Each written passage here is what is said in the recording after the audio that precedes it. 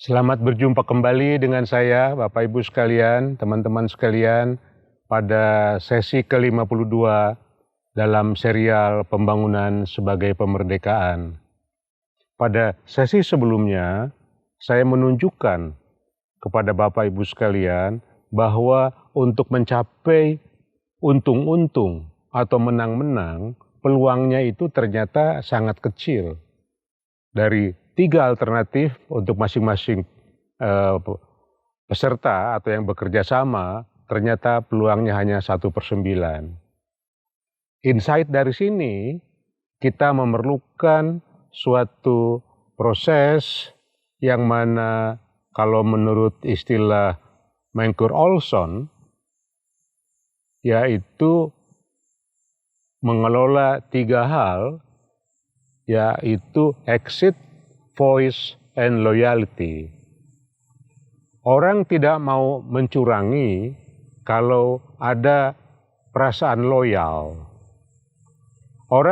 Seseorang tidak akan langsung keluar exit, tetapi menyampaikan aspirasi dulu kalau ada rasa memiliki. Dalam konteks ini adalah loyalitas.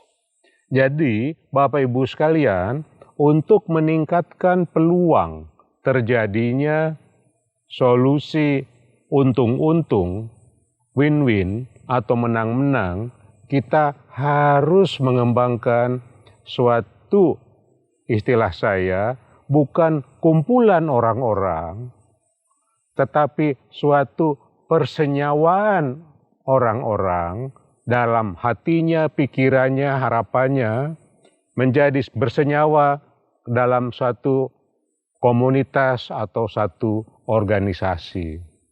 Transformasi persenyawaan inilah yang menjadi fenomena sangat penting dan tidak datang dengan sendirinya, perlu melalui suatu eksperimen, melalui suatu rancang bangun yang kita ciptakan bersama-sama demi loyalitas semua pihak untuk tujuan organisasi. Bapak Ibu sekalian, ada satu insight yang sering saya gunakan dalam memberikan penjelasan untuk kaum di negara berkembang atau kaum yang sering disebut masyarakat tradisional. Apa itu? Dalam bidang koperasi, saya sering menggunakan metode pemerintah Inggris yang bermetamorfosa menjadi Selandia Baru terhadap kaum Maori. Di sana ada treaty yang dibuat bahwa untuk menangkap ikan di laut hanyalah hak bagi kaum Maori. Nah, yang menarik di sini bukan hanya adanya yang dinamakan penyediaan kesempatan usaha oleh negara terhadap suatu kaum, tetapi yang menarik di sini adalah manifestasi penciptaan suatu tanda petik organisasi yang didasari atas, kalau dalam bahasa kita mungkin hukum adat, adat istiadat atau hukum adat. Nah, untuk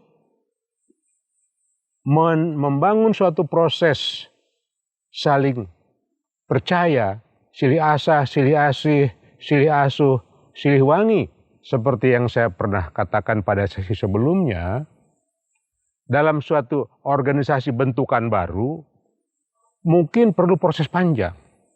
Tetapi melalui suatu transformasi adat, hukum adat, seperti yang dilaksanakan di Maori, maka ini menjadi bagian yang langsung terbentuk di dalam wujud masyarakat itu sendiri. Apa yang saya maksud di sini adalah bagaimana